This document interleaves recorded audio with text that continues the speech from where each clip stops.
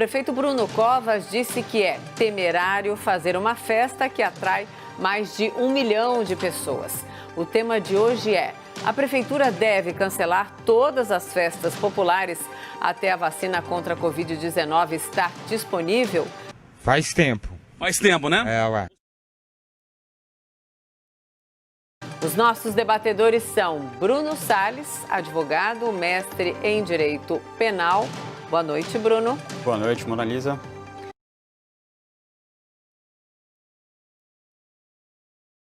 E Caio Coppola, bacharel em Direito e comentarista político. Boa noite, Caio. Boa noite, doutor Bruno. Boa noite, espectador da CNN.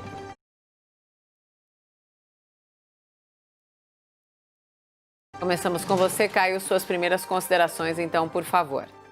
Bom, no caso de uma doença altamente infectante, como a Covid-19, a ideia sempre é evitar situações de contágio, né? Mais pessoas contaminadas por uma doença sem vacina nem cura significa, objetivamente, mais óbitos. Como foi citado no enunciado, a tradicional festa de Réveillon da Avenida Paulista é um evento que reúne mais de 1 milhão de pessoas, ou seja, é indiscutivelmente uma aglomeração que potencializa a transmissão do vírus. Portanto, a reação intuitiva seria mesmo suspender a celebração da passagem do ano. Mas o que se espera da prefeitura da maior e da mais rica cidade do país não é uma reação intuitiva, muito menos precipitada. É uma reação refletida, embasada, que aborde o problema de acordo com a sua natureza multidisciplinar, antecipando prováveis cenários. Então vamos começar considerando que o Réveillon é uma atração nacional, não apenas municipal. Afinal, pessoas de diversas localidades do país movimentam o turismo e a economia da capital paulista. Então, ao invés de nós utilizarmos aí os dados um pouco mais favoráveis da pandemia no estado e na cidade de São Paulo, vamos considerar os números do Brasil em bloco, tá?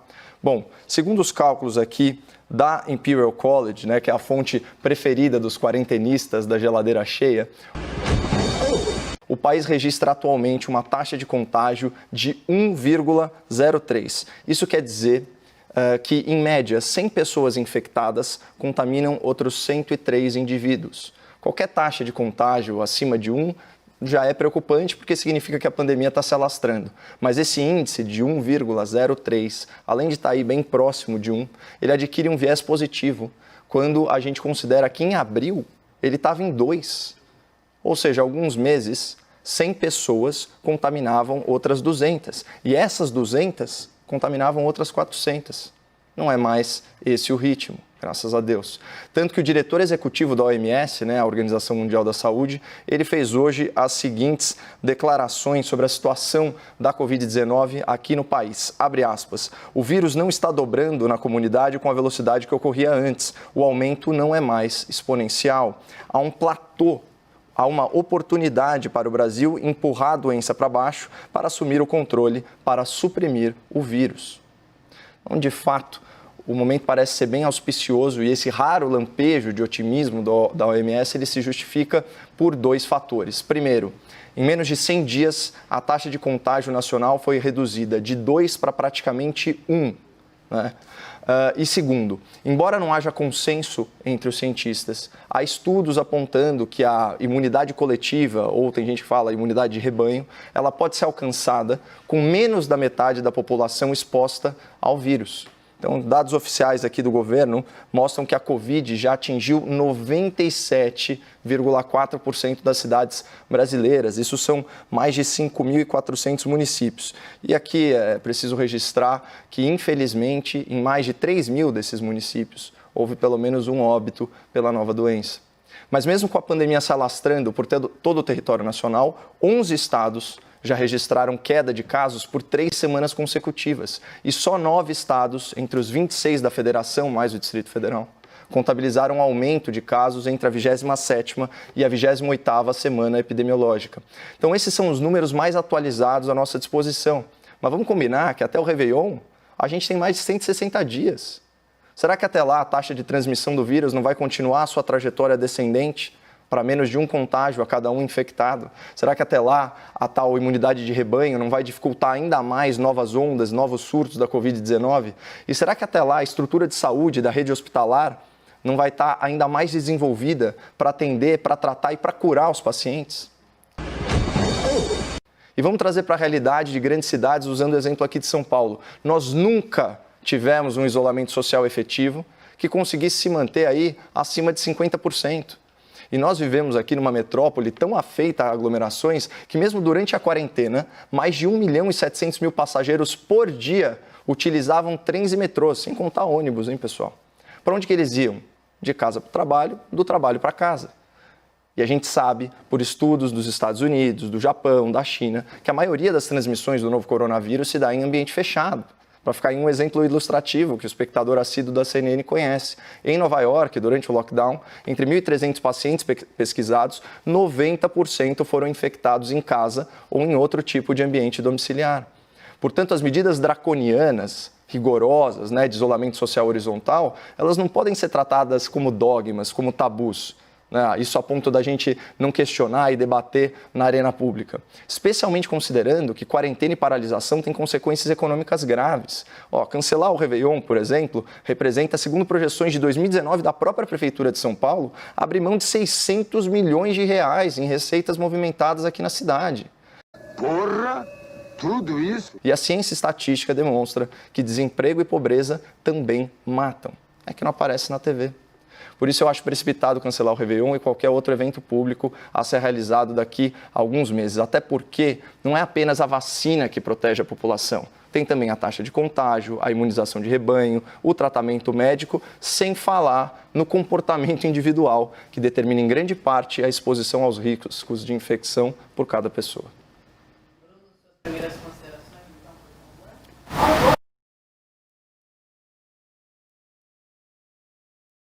Boa noite a todas e todos. Boa noite, Caio.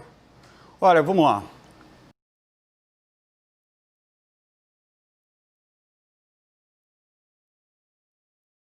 Existem opiniões contrárias. Na verdade, existe opinião sobre tudo. Faz tempo. Faz tempo, né? Ué. Existem opiniões sobre música, sobre comida, sobre cultura. Existe opinião sobre se vacinas são boas ou não. Existe opinião sobre o formato da Terra.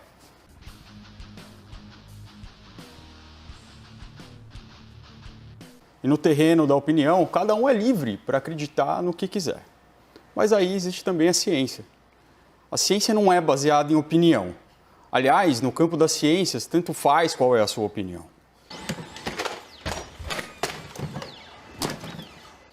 No campo das ciências existem fatos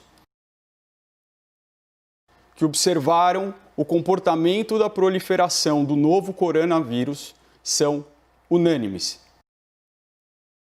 Desenvolvido pela Escola de Saúde Pública de Harvard, estima que para conter a pandemia, medidas de isolamento social deverão ser mantidas até pelo menos 2022. Vai fazer crossfit na praia! Esse mesmo estudo mostra salvará vidas. Caio, Mona Lisa, durante muito tempo eu andei de moto aqui em São Paulo. Durante esse tempo eu sofri algumas quedas, uma delas um pouco mais séria. Mas tem algo em comum em todas as quedas, é que elas aconteceram nos momentos em que eu estava mais confiante. Nos primeiros anos, quando eu comecei a andar, eu nunca sofri qualquer acidente. Eu ainda era um pouco inseguro na direção e por isso eu tomava todo o cuidado do mundo.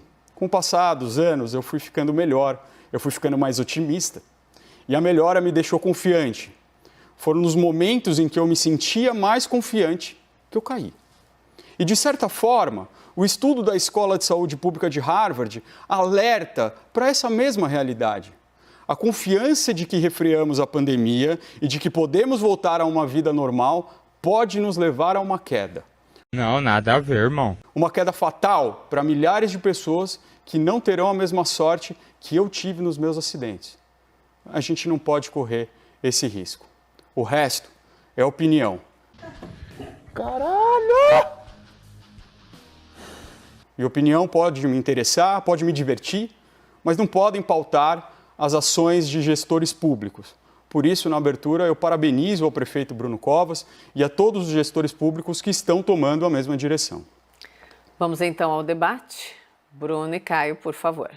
Eu acho muito importante fazer uma distinção. Eu sou um grande entusiasta da ciência, né? Eu já falei aqui, inclusive, na abordagem científica multidisciplinar, né? Ou seja, não só considerar a opinião de epidemiologistas, virologistas, infectologistas, mas também de estatísticos, de economistas, enfim, todas essas ciências, né, que ajudam a sociedade a prosperar e cujas decisões, né, cujos estudos têm impacto não apenas na parte econômica, mas também no custo em vidas humanas, né? Afinal de contas, também há uma série de pesquisas sérias e trabalhos científicos mostrando que, correlacionando, aliás, criando um nexo causal entre desemprego e aumento da mortalidade. Mas é muito importante, principalmente numa pandemia sem precedentes aí na história da humanidade, em que tudo é muito novo, a gente fazer uma diferenciação, né, entre o que é ciência, né, o que é uma verdade científica, como, por exemplo, né, para usar um exemplo que vocês adoram, que a Terra é redonda, né, ou esférica, vai para ser mais próprio, isso é uma verdade científica, de uma evidência científica. Então, é uma coisa muito distinta. Um estudo não cria uma verdade científica, principalmente porque esse método ao qual você bem se referiu, doutor, dificilmente ele consegue ser realizado, né, com a devida cautela, né, no devido tempo, numa situação emergencial. Você consegue fazer alguns estudos observacionais, você consegue fazer algumas correlações, mas também, né, o pessoal que aí se debruça sobre estatística sabe que você consegue torturar um número até ele confessar o que você bem entende. E você tem um viés de confirmação, isso inclusive da parte da produção, né, acadêmica, da produção científica, inclusive buscando fundos, né, onde quer que eles existam, sempre no sentido de confirmar uma tese já pré-concebida. Então a gente tem que tomar muito cuidado quando a gente fala de ciência, porque assim, há estudos, mas como foi demonstrado, inclusive, num episódio recente aqui do debate, a gente não pode considerar sério um estudo, por exemplo, que imputa ao presidente da República a responsabilidade exclusiva por 7 mil mortes. Isso daí não faz sentido, isso não é uma verdade científica. Seria, no máximo, uma evidência, nesse caso, claramente, é simplesmente uma politização de estatística. E uma coisa que é fascinante na ciência é que ela pode ser contrariada, ela deve ser contrariada, e eventualmente uma evidência é descartada. Acertou, miserável! As próprias leis de Newton foram superadas com as teorias de Einstein.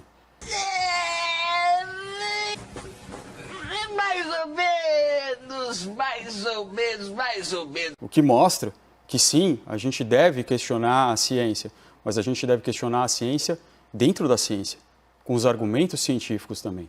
Mas eu acho que a gente já falou muito de ciência. Vamos observar a realidade a gente mesmo. O Réveillon é daqui a alguns meses. Faltam coisa de 6 meses para o Réveillon. Mas o Carnaval é só no ano que vem. E hoje a gente vê uma grande discussão que está ocorrendo na Liga Independente das Escolas de Samba do Rio de Janeiro, a Liesa, sobre se deve ser adiado ou cancelado o desfile das escolas de samba do Rio de Janeiro.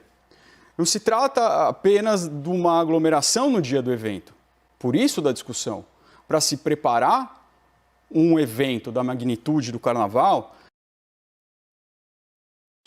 Então, mesmo com todas as medidas imagináveis, seria impossível evitar a aglomeração de um evento de tal magnitude. Pode seguir, doutor, está no meio Complete do seu raciocínio. raciocínio. Eu apareço aqui em alguns momentos, claro, que é para a gente ter o equilíbrio aí do debate, mas complete seu raciocínio, Bruno. Aí o Caio entra para rebater, tudo bem. E essa é a razão pela qual, então, eu digo que a decisão é acertada, ela não é precipitada. O evento pode ser em 31 de dezembro, mas toda a preparação do evento leva muito tempo. E essa preparação também coloca em risco uma miríade de pessoas incontáveis. Você mencionou aí o Carnaval, né? Bom, eu procuro ser sempre muito coerente aí nos meus argumentos, tanto quando eu fiz a crítica, né, sobre a autorização para a manutenção do calendário do Carnaval, Vamos lembrar o seguinte, tá? A lei nacional da pandemia, ela remonta aí ao comecinho de fevereiro. Né? Então, foi uma lei aprovada no Congresso Nacional, sancionada pelo presidente da República, se não me engano, 6 de fevereiro. Tá? O primeiro caso do novo coronavírus confirmado no Brasil foi dia 25 ou dia 26 de fevereiro, bate com o calendário, porque o calendário oficial do Carnaval ele se estendeu até 1º de março. Mas antes disso, né, já sabendo de uma crise aí, mundial de saúde pública, que ainda não tinha o nome de pandemia, mas teve o caso que foi emblemático, né, daquele cruzeiro aportado no Japão e que já mostrava, né, a alta taxa infectante do novo coronavírus. Então, diante de todas essas informações, né, e diante do que estava acontecendo, principalmente nos países mais afetados na Europa, né, então Itália, Espanha e assim por diante, as autoridades paulistas, as autoridades nacionais em geral, não interromperam o carnaval. É interessante observar que, apesar disso, o primeiro óbito por Covid-19, ele se deu apenas no dia 16 de março, certo? Então, se você observar entre o primeiro caso e a data do calendário do carnaval, o primeiro óbito ele vai se dar depois das 2 semanas, ou seja, teoricamente já haveria tempo, né, para a doença ela se desenvolver e ela causar o óbito do paciente. Então parece que não existe uma correlação direta. E também, por ensejo daquelas manifestações, né, nos Estados Unidos, do Black Lives Matter, alguns estudos, né, foram feitos de novo, não são verdades científicas, mas são algumas evidências, foram feitas mostrando que não houve um aumento, né, um pico de contágio por causa daquelas aglomerações. Então, o que parece bem claro é que ao ar livre, o contágio ele é infinitamente mais difícil do que em ambiente domiciliar, inclusive no contexto de carnaval, né, que obviamente tem aí uma troca de fluidos corporais muito mais intensa do que uma manifestação política. Mas mesmo assim, o ponto aqui é o seguinte, esse mesmo discurso, certo, que liberou o carnaval naquela época, né, por uma questão de coerência, poderia muito bem liberar o Réveillon agora, principalmente com todos esses índices aí na descendência. Mas eu posso explorar isso no próximo argumento. Acho que o principal argumento em relação a liberar ou não eventos em massa, principalmente os organizados pelo poder público, é o impacto financeiro. E, de fato, segundo a revista Exame, o impacto financeiro para 2019 do Réveillon em São Paulo seria na casa de 600 milhões de reais. É claro que é uma quantia expressiva, mas perto do valor. E a gente não pode sacrificar nenhuma dessas árvores. Mas nesse ponto eu concordo contigo, viu, Bruno? Eu acho que aqui a gente não tá colocando na balança vidas humanas e economia. É que eu realmente acho que pela trajetória, né, da pandemia, considerando os dados atuais, ou seja, o RT, né, a taxa de contágio super próxima a 1, numa descendente contínua. A gente há 100 dias estava com ela em 2, né, então a coisa realmente estava escalando muito rápido. Agora está em 1. Né? Mesmo alguns estudos e algumas projeções menos otimistas falam que lá pelos idos de setembro, por exemplo, ela já vai estar abaixo de 1. Então, considerando esse contexto, considerando o contexto de exposição da população em geral, principalmente nos grandes centros urbanos, quando eu falei aqui em São Paulo, né, uma cidade de 12 milhões de habitantes, você imaginar que só por aqui trafegam 1,7 milhão de passageiros, isso durante o auge da quarentena, só em trens e metrôs, é óbvio que em algum momento ou outro todas as pessoas tiveram contato com esse vírus. A gente vive um microcosmo disso até nas empresas, né? Empresas de atividades essenciais, ainda que tomando todos os cuidados de distanciamento social, a gente percebe que o número de novos infectados ele vai reduzindo. Então, inclusive essa questão da imunidade de rebanho, ou da imunidade já anterior ao vírus, tem pessoas que tiveram contato com cônjuges que estavam doentes e não adquiriram a doença. Então, o meu ponto é o seguinte, eu não acho que se trata de trocar vidas pela economia. Eu acho simplesmente que daqui 5 meses, 6 meses, a situação, pelos números, ela vai estar muito mais sob controle. Você falou aí que eles precisam de 3 meses para organizar, então eles que posterguem essa decisão por mais 2 meses, porque a nossa economia vai estar precisando de cada centavo desses 600 milhões de reais. Inclusive, para pagar a conta das diárias em leitos de UTI. Quando você estava falando, esses 600 milhões dariam para pagar aí 300 mil diárias, isso nos hospitais particulares, né? Então isso daí é o atendimento para 30 mil pacientes graves durante 10 dias cada um.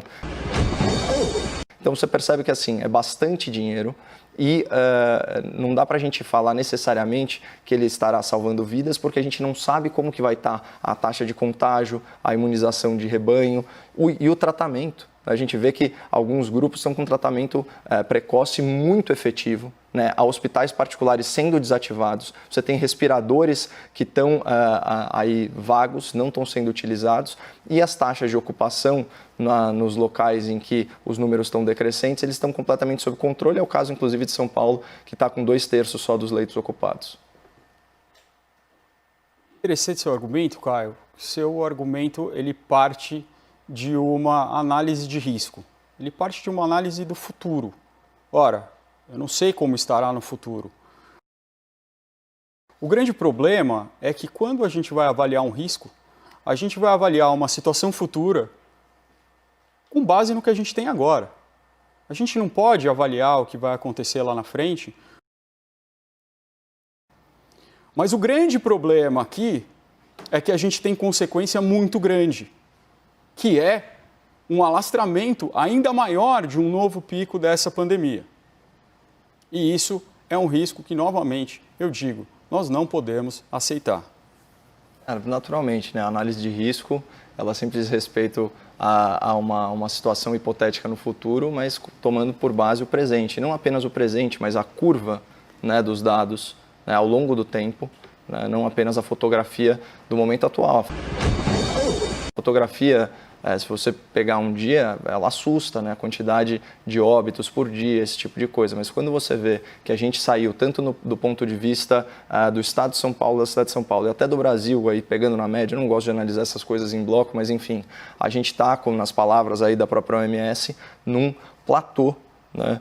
E, de novo, eu vou insistir nesse argumento, né? Se o prefeito alega que ele precisa de 90 dias para fazer toda a preparação, não tem cabimento ele se antecipar aos fatos. Até porque, como você deixou aí mais ou menos implícito na sua fala, doutor, o futuro a Deus pertence. Então, vamos aguardar aí a trajetória dos números nos próximos 2 meses para tomar uma decisão cujo impacto é de 600 milhões de reais. Né? Quando a prudência era, vamos dizer assim, praticamente mandatória, né, que foi no caso do Carnaval, por uma questão, não sei, de populismo que foi, eles não interromperam as celebrações. Ali sim, havia todas as justificativas do mundo, né, para parar a festa. Ali sim havia todas as justificativas, porque foi um problema que veio com spoiler, né? A gente sabia que, como não houve banimento de linhas aéreas, que as pessoas que vinham de Wuhan, outros grandes centros de moda, principalmente de Milão, principalmente de Madrid, Nova York, que essas pessoas estavam em São Paulo, né? E mesmo assim as autoridades aqui correram esse risco, né? E, assim, graças a Deus, o contágio, não sei se é ao ar livre, não sei qual fenômeno que aconteceu, mas a coisa não começou a crescer exponencialmente, pelo menos não a partir daquele momento. Os indícios são desses. Depois outras pesquisas mostraram, imagina, tem um estudo da China que falou que de 7 mil casos analisados, só o contágio se deu ao ar livre.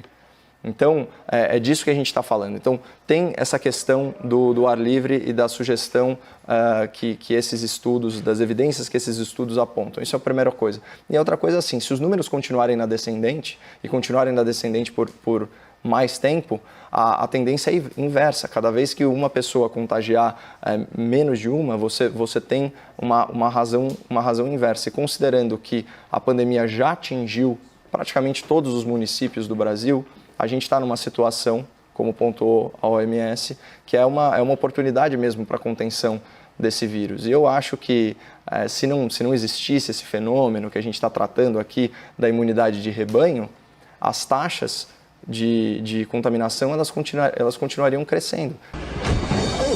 E elas estão diminuindo, certamente não é por causa do lockdown, como ficou muito claro em locais que fizeram um isolamento social bastante rigoroso, e o que eles conseguiram apurar é que mesmo assim havia o contágio, né, dentro das casas. No máximo eles conseguem argumentar que houve um achatamento da curva e ainda assim isso é um argumento duvidoso. Vamos então para os argumentos finais. Começamos com você, Bruno, por favor. Bom, eu me lembro de fevereiro. Fevereiro parece que aconteceu há uns 10 anos atrás, mas eu me lembro bem. Em fevereiro, a gente ainda não tinha a dimensão dessa pandemia, nem a nível mundial. Caio, seus argumentos finais, por favor. Eu vou voltar aí a atenção do espectador da CNN para a questão da verdade científica, mais uma vez. Ao longo aí dos meses, o espectador vai perceber que os números das projeções eles foram oscilando muito, né? Em dado momento, durante semanas, se repercutiu no Brasil a informação de que, com uma taxa de isolamento social aí equivalente a 50%, certo? Que à época era associado ao isolamento social vertical, mas foi o que aconteceu na prática no Brasil com o isolamento social horizontal. Então, essa taxa de isolamento de 50% produziria aí algo na ordem de 526 ou 529 mil óbitos. Isso não se verificou. Então, de novo, um estudo científico, né, tomado como uma verdade científica. Sobre o isolamento social, com os dados de Nova York que chocaram, inclusive, o governador, né, do epicentro da pandemia no Ocidente, a gente percebeu o quê? Que todas as questões derivadas de doutrinas e dogmas relacionados a isolamento social, eles não têm valor científico, não têm valor científico absoluto. Eles representam uma corrente majoritária, mas não necessariamente a realidade dos fatos, como se verificou em várias outras localidades. Por outro lado, né, há uma correspondência clara, né, entre queda na economia, entre empobrecimento da população e mortalidade e perda de qualidade de vida. Então, queria só chamar a atenção para que o espectador pesquise aí as relações entre desemprego e aumento de mortalidade, entre pobreza, aumento de mortalidade infantil, inclusive entre paralisação econômica e fome. Obrigada, então. Bruno, boa noite, bom fim de semana. Boa noite, Mona Lisa. Caio, obrigada, boa noite, bom fim de semana. Boa noite, excelente final de semana, Mona Lisa. Para todos, é isso. Chegou o fim de semana, parceiro Caio Junqueira. Finalmente. Ó, esse finalmente foi honesto.